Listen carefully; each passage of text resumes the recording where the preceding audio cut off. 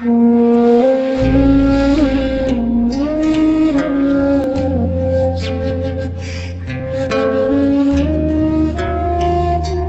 lupa subscribe, like, and share.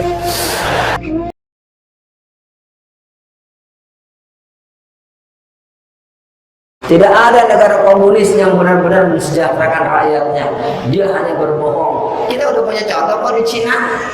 Muslim Uighur dikunci 5 juta orang, tapi karena mereka berkhidmat kepada Allah, mereka ingin ibadah dan berzikir, satu pun Uighur tidak ada yang kena virus corona. Kelakuan orang-orang PKI itu sangat mengerikan, dan mereka punya doktrin, aku rela berjalan di atas 30 juta mayat manusia asalkan aku bisa berpuasa. Anda salah, Anda salah, Anda salah, pokoknya Anda salah. Wah, tuh ciri dari kader-kader kiri itu begitu. Kalau apapun tuh dia akan cecak kita sampai kita down. Itu apa kalau orang PKI? Jangan lupa subscribe, like, and share. Baik, saya punya harapan buat jamaah. Sebenarnya saya 30 tahun jadi dosen pendidikan. Kalau ada orang bertanya, itu memang hak dari yang bertanya ingin mengetahui apa yang ingin ditanyakannya. Ketika dia dijawab, maka dia merupakan kesempatan bagi warga belajar untuk mendapatkan pelajaran baru. Jadi walaupun kita tidak bertanya tidak apa-apa, tapi kita menyimak. Kita mulai yang pertama. Untuk penanya pertama, saya sejak tadi sudah menyebut nama. Ya, sebetulnya walaupun tidak tasire lajaleh Banasya itu anak PKI. Ya, cuman kalau disebut lagi, terdengar lagi, masuk ke YouTube lagi, kena lagi. Ya. Yang namanya Rifka Ciptaning itu anggota DPR RI sudah 3 periode. Siapa lagi? Rike Diah Pitaloka. Siapa lagi? Dita Indahsari. Siapa lagi? Budiman Sujatmiko. Siapa lagi? Adian Napitupulu. Siapa lagi? Teten Masduki. Udah disebut semua. Adi Arif, Ratna Sarumpait. Dari dulu saya udah bilang Ratna Sarumpait. Kan? Udah jadi gini, oh iya dulu pernah diomong. Karena kan orang kalau disebut namanya langsung lapor polisi dengan istilah pencemaran nama baik. Waktu berjalan, saya pernah ditelepon Adi Arif. Pasti jamaah tahu siapa Adi Arif. Dia petinggi dari sebuah partai yang berlambang Mercy. Halo, ini Saudara Alfian. Anda kalau ceramah di mana-mana sering sebut nama saya. Anda akan saya polisikan. Anda akan saya laporkan ke polisi karena mencemarkan nama baik saya. Saya di telepon saya tidak ada nama dia. Maaf ya Pak, Bapak telepon langsung marah-marah. Bapak siapa sih? Saya Adi Arif. Waktu itu dia jadi direktur utama PT Pos. Yang dulu Pos masih laku, sekarang Pos kalah sama WhatsApp. Oh, Adi Arif yang PKI di Lampung, dia ketawa. Ha. Anda masih ingat aja ya? Udah kalau gitu deh, kita tahu sama tahu aja deh. Tadi pengen nangkep, sekarang tahu sama tahu. Begitu lagunya. Memang dari dulu kader PKI itu punya kemampuan agitasi. Anda salah, Anda salah, Anda salah, pokoknya Anda salah. Wah, tuh ciri dari kader-kader kiri itu begitu. Kalau apa-apa tuh dia akan cecak kita sampai kita down. Itu apa kalau orang PKI begitu? Nah, saya tahu yang Bapak ini inginkan nama-nama pejabat yang terkenal. Tolonglah Pak, pahami bahwa itu ada. Saya udah sebut tadi Pak, ada di kepolisian, ada jadi gubernur. Udah saya sebut, udah berani saya ngomong. Tinggal Bapak cari aja, mau saya sebut satu-satu. Sabut, Oki Asokawati, anggota DPR RI dari P3 yang pindah ke Nasdem. Bapaknya itu namanya AKP Anwas, PKI golongan A. Selama ini saya terangkan satu-satu. Saya tahu mereka sebenarnya dengan saya itu keringet dingin, tetapi karena saya tidak punya jabatan apa-apa, saya tidak punya pendukung. Memang saya punya pendukung berapa juta orang. Saya hanya karena saya kader PI sama dengan Abang ini. Kita kan kadang kader PI itu tandang ke gelanggang walaupun satu orang. Iya, maksudnya nih, saya sebut beberapa orang tadi. Artinya kalau antum tanya siapa saja tokohnya, yang harus ditangkap ini adalah ketua PKI baru, namanya Wahyu Setiaji. Teguh Karyadi. Tetapi orang-orang ini sekarang menjadi staf ahli di kementerian tertentu. Mau ngomong apa lagi Pak? Cari nih Bu Risma sekarang, nggak ketemu tuh sama si Wahyusti Aji. Saya bisa tunjukkan fotonya. Cuma memang karena PKI itu sekarang mendapatkan dukungan penuh oleh aparat, terutama penguasa. Karena penguasanya kebanyakan PKI. Katanya pembina Pancasila, tapi menghina hari akhirat. Dalam rukun iman, apabila orang mengingkari satu saja rukun, berarti batal imannya. Kafir dia. Dan bertentangan dengan Pancasila sila pertama, ketuhanan yang Maha Esa, berarti dia ateis. Ada kan seorang nenek-nenek yang mengatakan bahwa tidak percaya di akhirat. Jangan disuruh lagi saya nyebut namanya Pak. Bapak nggak kasihan sama saya, bisa dipanggil lagi kalau saya polisi. Ya, kalau disebut satu-satu banyak Pak. Nah yang jadi persoalan kan sekarang ada yang jadi ketua pesantren, ada yang jadi pengurus NU.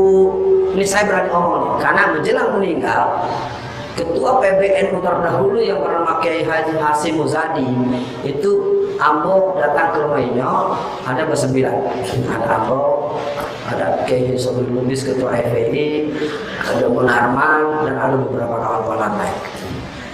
Pak Kiai duduk. Saudara-saudara, saya ini sedang kecewa. Kenapa Pak Kiai? Karena sekarang NU sudah tidak ada. Loh, ada tuh pelangnya Pak? Iya. Syed Agil Sirat itu adalah Syiah Rafidhah. Jadi yang bilang Syed Agil Sirat itu Syiah itu bukan kita, justru almarhum Kiai Haji Hasyim Muzadi. Yang kedua, mengurus PBNU itu ada yang jelas-jelas kader PKI. Yang bilang begitu kayak Hasyim Muzadi. Makanya sekarang yang diharapkan masyarakat itu yang Muhammadiyah. Tapi Muhammadiyah ini juga kecolongan. Ketua pemuda Muhammadiyah yang barunya mendukung Jokowi. Mana anak Okam sini? Mana pemuda Muhammadiyah ya Payakumbuh? Ya kan? Karena si Sunanto itu adalah orang istana. Namanya KKM Pak, kerja di kalangan musuh. Makanya Muktamar Muhammadiyah tanggal 1 sampai tanggal 5 bulan Juli tahun 2020 di Kota Solo. Mari kita kawal, jangan sampai terpilih ketua umum yang cenderung ke kiri. Siapa namanya? Nggak mungkin gue sebut di sini kali. Ya. Bagaimanapun Muhammadiyah kan rumah saya juga. Ada Pak, makanya dulu kita berharap Pak Yunahar Ilyas. Ya kan, kalau warga Muhammadiyah yang ngerti si dinamika Muhammadiyah itu harapan besar tuh pada Pak Yunahar. Inyo ahli agama, inyo mengerti agama, inyo profesor, dipanggil Allah. Cukup Pak ya, Bapak ngerti ya. Jadi jangan paksa saya nyebut apa-apa tuh. Nyebut Jokowi aja gue masuk penjara. Masa disuruh sebut lagi Jokowi PKI? Enggak, saya nggak nyebut, cuma ngingetin doang dulu kasusnya. Nah, ini adia yang pertanyaan kedua. Nah, mana tadi soal PKI Soekarno. Lu dengerin omongan gue baik-baik ya. Itu cerita dongeng abrakadabra. Kita pelajaran matematika. Kita pernah belajar dalam matematika itu namanya semesta, diagram Venn. Ayo, ingat nggak belajar matematika? Semesta nanti akan dibuat oleh si guru, dibuat lingkaran 1, lingkaran 2, lingkaran 3, lalu ada irisan.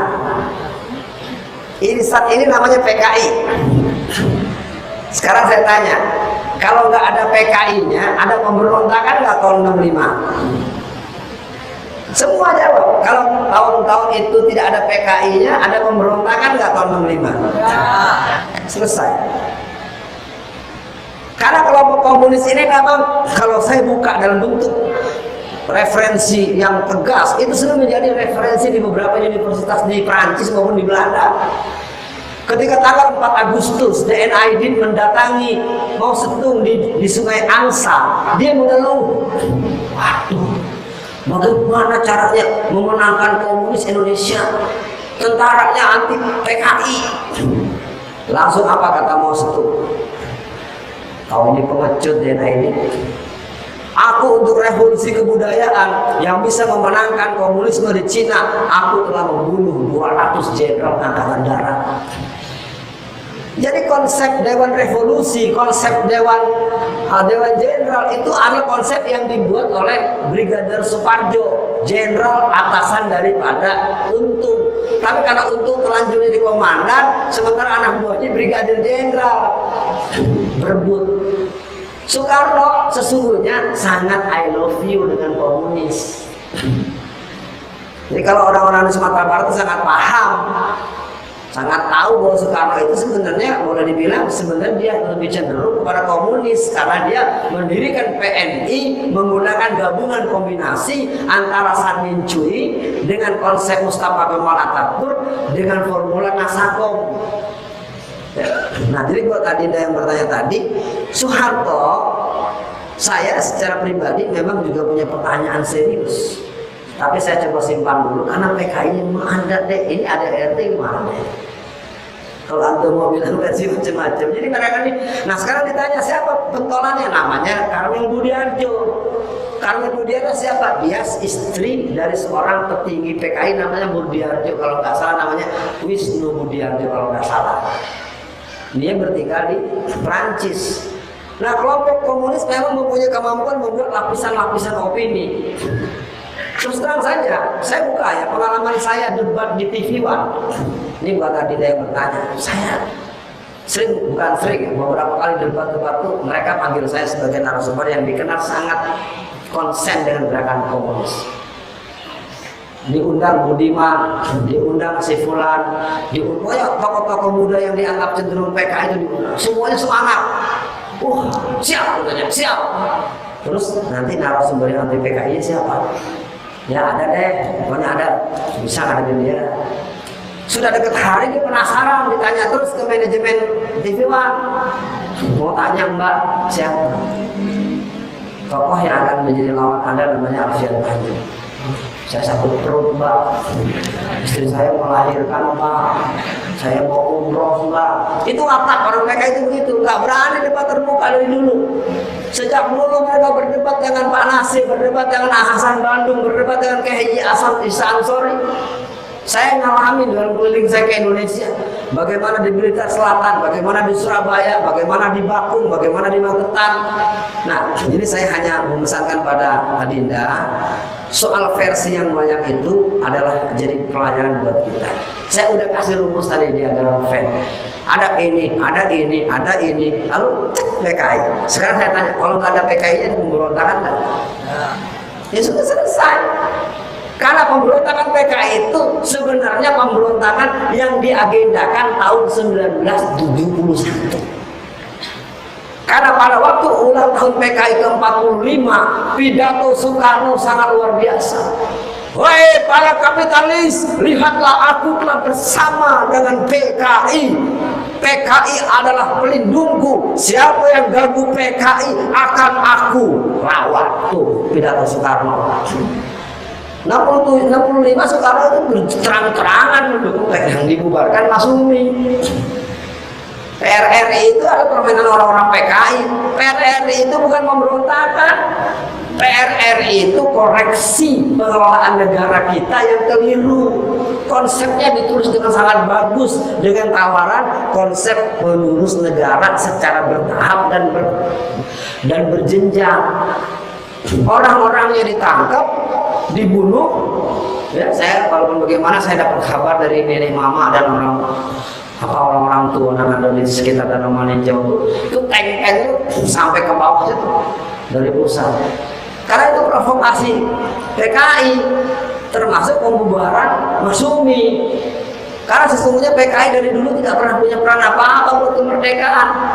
Kita sedang menghadapi agresi Belanda yang pertama dan kedua. PKI berontak tahun 48. Kalau memang dia ingin negara kita bertahan dengan kemerdekaan, ayo dong urus negara ini. Ya tidak. Dan pemberontakan PKI dimulai di tahun 1926. PKI berontak bukan untuk memerdekakan bangsa Indonesia, tetapi ingin menggabung dengan Komintern. Apa itu Komintern? Komunisme Internasional. Apa buahnya? Libur 1 Mei. Betul nggak libur sekarang 1 Mei libur? Hari apa? Dari mana itu dasarnya? Itu adalah Kongres Komunis Internasional tahun 1916. Tuh, libur 1 Mei telah dilangsungkan sejak 2014, masih zaman periodenya Pak SBY. Pada zaman Pak SBY periode pertama tahun 2005 telah membebaskan 245 orang-orang PKI di Pulau Buru. Saya tidak menuding, itu fakta. Pak SBY lah yang membebaskan kader-kader PKI golongan A dari Pulau Buru pada tahun 2005. Saya pikir saya katakan fakta-fakta yang memang ada di lapangan. Sekarang sama dengan memanggil pulang 600 ISIS. Dengar kan? ISIS itu bukan gerakan Islam. ISIS itu gerakan mengatasnamakan Islam untuk menjelekkan para mujahidin. Dengan, kalau mau tahu, ISIS generasi pertama itu kan suka mereka habis latihan buka baju. Di balik bajunya itu tatonya banyak. Di sini banyak teman-teman pemuda Islam. Saya tanya secara umum, anak-anak gerakan Islam dengan jenggot dan semangat berjihad, lalu di balik baju mereka itu bertato dengan sengaja, kira-kira masuk akal nggak? Emang ini permainan intelijen internasional. Jadi keberadaan ISIS ini merupakan sebuah gerakan yang dibangun atas keinginan Hillary Clinton untuk membuat pencemaran barisan jihad internasional. Nah, di lapangan mereka mengalami proses edukasi, daurah, pengkaderan yang kena anak-anak yang benar-benar soleh. Akibatnya kan bingung nih, yang satu punya niat operasi Bavarian Illuminati, kelompok-kelompok Zionis, dibentuklah satuan gerakan. Makanya kita penting bertanya kanan tuh, jangan sembarangan. Kita sudah ingatkan, makanya kalau kita lihat Ustadz Abu Bakar Bashir dengan anak-anaknya itu nggak sepakat. Karena anak-anak kan ketemu dengan kita di luar, kita diskusikan. Karena ini memang permainan intelijen Mossad dan intelijen dari kelompok Amerika dan Zionis internasional. Jadi kembali kepada pertanyaan Soeharto segala macam, G30 SPKI dalam dan pelakunya, konseptor dan operatornya real adalah PKI. Ya. Saya tahu ketika buku terbit yang tebal-tebal dari misalnya Van Wyk atau penulis terakhir Profesor Dr. Amudin Kasdi dengan buku yang berjudul G30 SPKI, PKI dalang dan pelaku. Gak ada yang bisa bantah, karena kader-kader PKI itu sebenarnya kader pengecut, berani nyerang dari belakang, meracun orang. Nah, para jamaah harus tahu mereka berbuat terlalu jauh. Dulu mereka menyerbu pesantren sambil Mutakin di Magetan. Kiai Haji Mursid dibelah kepalanya, santrinya 108 orang dibunuh, dimasukkan ke lubang 12 meter. Pemuda NU Banser pada tahun 1962 diundang acara kendurian. Ya, di kita mungkin nggak terlalu sering didengar ya, tahlilan. Ya, tapi pasti yang pernah ke Jakarta ngerti ya tahlilan. Itu makanan untuk 62 orang kader-kader yang ada sebagai pemuda Ansor itu diberi racun dosis tinggi, mati semua. Jadi kalau mau diurut kelakuan orang-orang PKI itu sangat mengerikan, dan mereka punya doktrin, aku rela berjalan di atas 30 juta mayat manusia asalkan aku bisa berkuasa. Sekarang saya tanya buat jamaah, saya Alfian, saya akan membangun kekuatan Indonesia. Siapa yang mendukung saya bunuh. Dan saya membuktikan Pak, setiap ketemu orang saya bunuh. Lalu Anda tahu saya suka bunuh orang, apa yang harus dikerjakan kepada saya? Ya berani jawab ya. Pak, saya ini punya doktrin membunuh siapa yang dilawan politik saya. Orang seperti saya harus diapain? Benar yang ngerti kan? Walakum fil qisasi hayatun ya ulil albab. Jadi kalau jamaah mau tahu, pembantaian di Batu Kambing, pembantaian kepada orang-orang PKI itu bukan karena kita jahat dengan PKI, mereka yang berbuat. Kita sering tidak mengerti, kita dipaksa untuk menjelaskan dan memberikan pertanggungjawaban atas akibat, padahal kita perlu melihat penyebab. Kenapa kita benci dengan FPI? Front Pembela Islam itu pimpinannya namanya Habib Rizik, sekarang sedang ada di Mekah. Dia teman Abu Ketek, kawan kacia namanya Rizik. Memang ini anak keturunan Nabi dan ke-38. Saya tahu betul anak-anak FPI itu kalau mau bekerja itu kirim surat Pak kepada pusat pelacuran bla bla bla bla. Anda telah melanggar KUHP pasal sekian ayat sekian. Sampai di sana adanya polisi.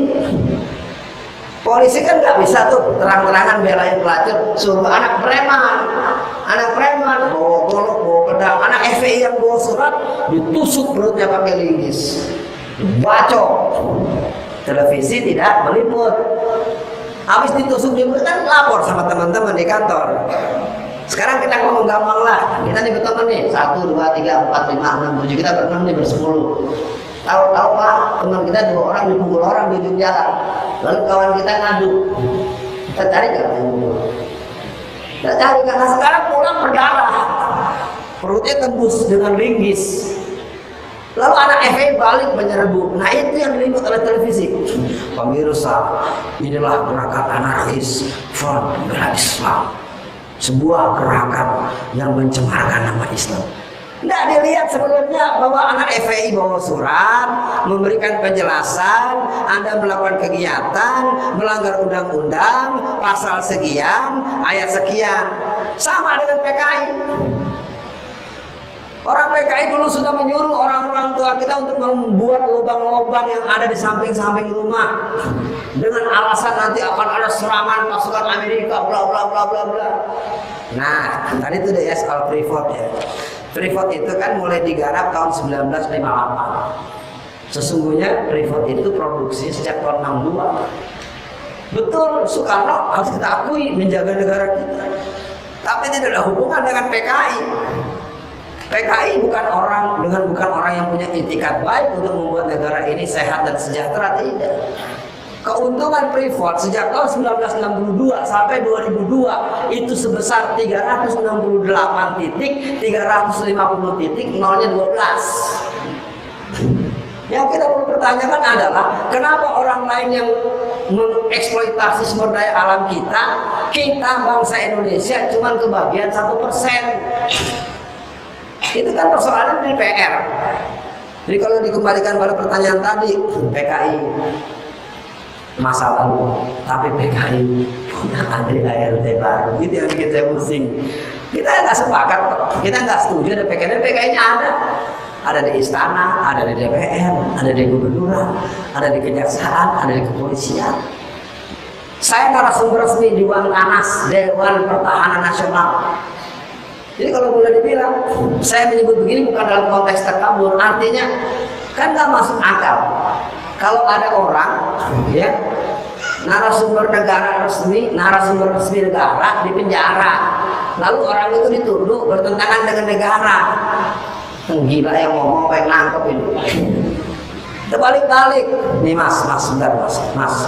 Nanti boleh baca, saya nggak larang. Saya cuma mau bacain aja nih, supaya ketahuan nyanyi. Karena saya karena nggak ada gambar, saya baca.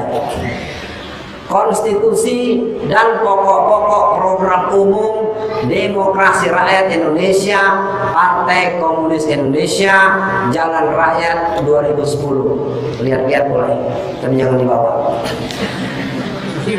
Oke, yang kedua, yang ketiga, nanti saya kasih hak jawab ya kalau Anda mau membantah, tapi jangan membantah karena marah, nggak boleh. Ya, kita harus tahu PKI nggak ada. Saya buka satu cerita menarik.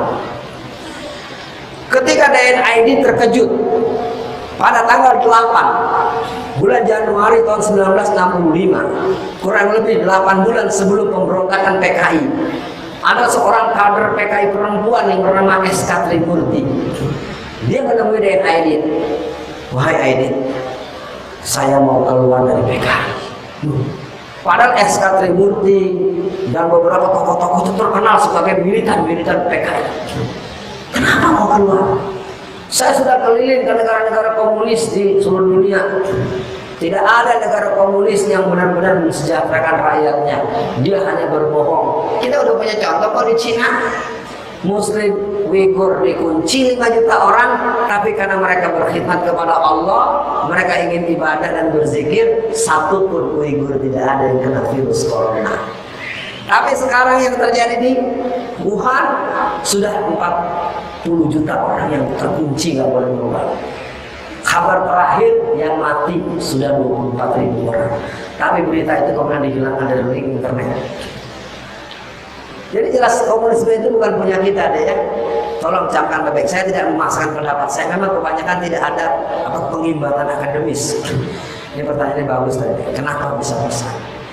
Karena orang sekarang sudah kecewa. Kecewanya sama pemerintah. Karena pemerintahnya nggak punya solusi, akhirnya kecewanya sama Tuhan. Karena kecewa sama Tuhan, akhirnya anti Tuhan. Udah hidupnya susah, nggak punya apa-apa, jauh dari Allah, Allah dijauhin, hidupnya susah, kelaparan, matinya masuk neraka. Apes banget. Ya, kita orang awak, jangan sampai kita butuh. Adat bahasa di syarat bahasa di kita butuh. Nggak ada zaman cerita orang-orang merantau. Kalaulah kawan-kawan adik-adik dan mendengar orang merantau dulu, nasi sebungkus, baju seadanya deh, rangkek, itu sepanjang jalan air mata. Tapi coba lihat orang-orang Sumatera Barat yang dirantau, nggak ada. Nggak ada orang Padang yang jadi pengemis itu, nggak ada di jalan dirantau. Kenapa kamu mengemis? Karena dia punya Allah. Iyyaka na'budu wa iyyaka nasta'in. Kepadamu-lah ya Allah aku memperhambakan diri, dan kepadamu-lah ya Allah aku memohonkan pertolongan. Jadi sejarah telah membuktikan di seluruh gerakan nasional kita tidak akan pernah menutupi tokoh-tokoh ranah Minang itu memang top. Saya buktikan satu sebelum nanti kita buka termin kedua. Kalau soal pesan, soal bagaimana, karena memang kondisi mendukung, hidup susah, kecewa sama orang kaya, makanya muncul orang gila yang bikin kerajaan Sunda, kerajaan Anu. Ini kan orang stres sebenarnya nih, tetapi mereka diiming-imingi dengan uang yang banyak dari jaringan Zionis internasional. Jadi Zionis internasional itu menggabung. Ini sebenarnya permainan bahaya. Permainan tingkat tinggi supaya kita pecah, kita lalu dibuat anti dengan khilafah. Khilafah min hajjul nubuwah tidak bisa ditolak. Wa idz qala rabbuka lil malaikati inni ja'ilun fil ardi khalifah. Quran dong. Nggak bisa ada kita hidup tidak mempunyai konsep kekhalifahan, konsep keabdullahan. Jadi wilayah tentang konsep khilafah dalam konteks pandangan perjuangan Islam, apabila ada orang yang hidupnya menolak khilafah, berarti dia menolak Allah. Dia telah batal syahadat. Ada kan orang dikit-dikit nolak khilafah. Kenapa mesti ditolak? Emang salah apa khilafah? Kan dulu Khalifah Khulafaur Rasyidin. Kalau tidak ada yang Umar bin Khattab, tidak ada Utsman bin Affan, nggak ada Quran, Pak. Zaman Rasulullah nggak ada Quran. Quran ini kerjaan kreatif daripada Khulafaur Rasyidin. Ide awalnya dari Umar bin Khattab kepada Abu Bakar Siddiq. Abu Bakar Siddiq nggak berani. Mulai diusulkan oleh Abu Bakar Siddiq. Nggak mau, takut terjadi perubahan isi. Bukan berarti nggak mau dibeginikan. Lalu ada seorang sahabat Nabi yang dianggap sering punya ide-ide kreatif, namanya Umar bin Khattab. Umar bin Khattab belum selesai, di-offer tuntas, diselesaikan sama Utsman bin Affan. Jadi Quran ini adalah karya para khilafah, para khalifah dalam kekhilafahan. Jadi kalau ada orang yang anti khilafah, dia takut Islam itu bersatu. Bibitnya ada di barisan 212. Terus terang saja, ya 212 itu real, dari ujung Aceh sampai Irian, tak ada kurang. Saya lihat memang angka 5 juta kemarin masih cukup real. Nah, yang lainnya tadi, yang terakhir soal Roro. Itu kalau menurut saya itu tanda orang yang udah terlalu stres. Dulu sebelum jadi gubernur Jakarta masuk ke gorong-gorong, sekarang lewat lorong dengan alasan membangun silaturahmi. Masih ingat nggak aksi 212. Aksi 212 yang bergerak lebih dari 10 juta. Di saat gereja katedral ada orang menikah, satu pun tidak ada yang terganggu, bahkan diberikan dibelah, bahkan pendeta sampai menangis. Kami bangga dengan umat Islam. Berjuta mereka bergerak dengan rapi. Kami ada acara di gereja, tidak ada yang mengganggu. Ini orang memang udah rusak sebenarnya manusia satu. Udah nggak bisa ngapa-ngapain, mikir nggak bisa, ngomong bohong terus, kejam, sadis. Sampai Ibu Sri Mulyani pengen sakit perut. Kemarin si itu Hasto Kristianto berak-berak. Saya biarin, berak-berak kan mau dipanggil kasus Setiawan. Satu lagi Sri Mulyani sakit perut. Sekarang Sri Mulyani diomelin sama Jokowi. Ya, jadi sekarang kalau saya sedikit buka, itu menteri-menteri kebingungan. Dia sendiri yang bilang, nanti kalau saya jadi presiden, orang-orang yang nganggur saya gaji. Dia yang ngomong. Dan sekarang ditanya orang, enggak, saya nggak pernah bicara. Kalau orang punya videonya, orang punya rekamannya, ya, jadi mengerikan. Dia kembali soal orang itu memang cerita orang yang udah kehilangan akal. Ya, memang sebaiknya kita mohonkan pada Allah, dia bisa selesaikan saja. Cuman bagaimana caranya saya nggak tahu. Itu mah istidrat sih ya. Dalam ilmu agama tuh karena orang-orang begitu tuh jabatannya lama, nggak ada yang mau selesaikan. Mestinya beliau diselesaikan.